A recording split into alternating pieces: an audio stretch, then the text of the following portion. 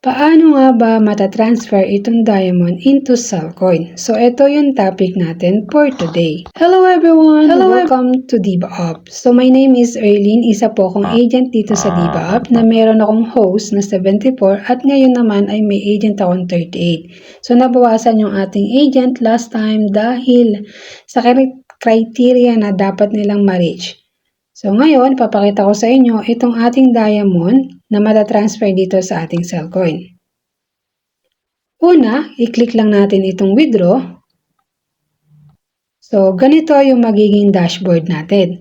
So meron dyan withdraw and meron exchange at yung laman ng ating diamond. So next, punta tayo sa exchange.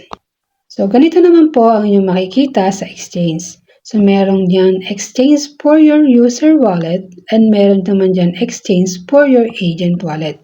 So, ito yung kinagandahan bilang isang agent na kahit 50,000 lang ang iyong coins, pwede mo siyang maibenta.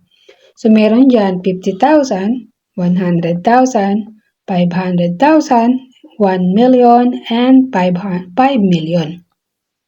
So, next, i-click lang natin tong exchange for your agent wallet. Dahil itatransfer natin ito sa ating Cellcoin. So, pindutin lang natin yung exchange for agent wallet and yung 50,000 dahil ang laman lang ng ating diamond ay 60,467.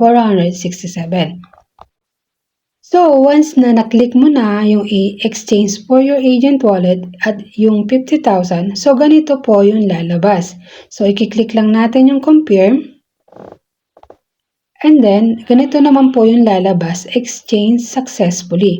So, 50,000 the gold coin have been placed in your trading account. So, i-click uli natin tong confirm. So, yun nga guys, nabawasan nga po ang ating diamond. Kanina nakita nyo na 60,000. Ngayon na lang po ay 10,467. So, i-check lang po natin kung pumasok na nga po ba sa ating Cellcoin. I-click nyo lang po yung Cellcoin. So, yun nga guys, nakita nyo sa ating trading coins na ang ating 50,000 na in-exchange ay pwede na nating ibenta. So, ganun lang po kadali. So, paano nga ba maibibenta ito? So, kung nakikita nyo, meron nga po dyan na transfer to. Dito, ilalagay yung ID ng pagsasendan mo ng coins. Ayan. Tapos, yung amount.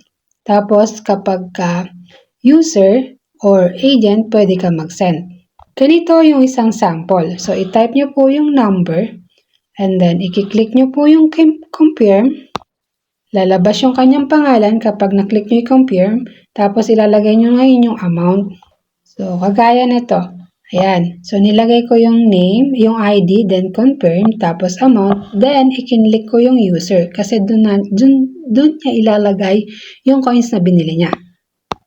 And then, i-click natin yung transfer.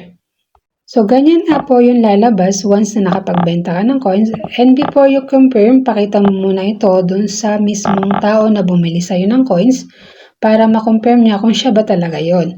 So, i-click natin tong confirm. So, guys, ganun lang kadali mag-transfer ng diamond into Cellcoin. So, sana makuha nyo, guys, no? At sa susunod ulit. Maraming salamat. Thank you for watching.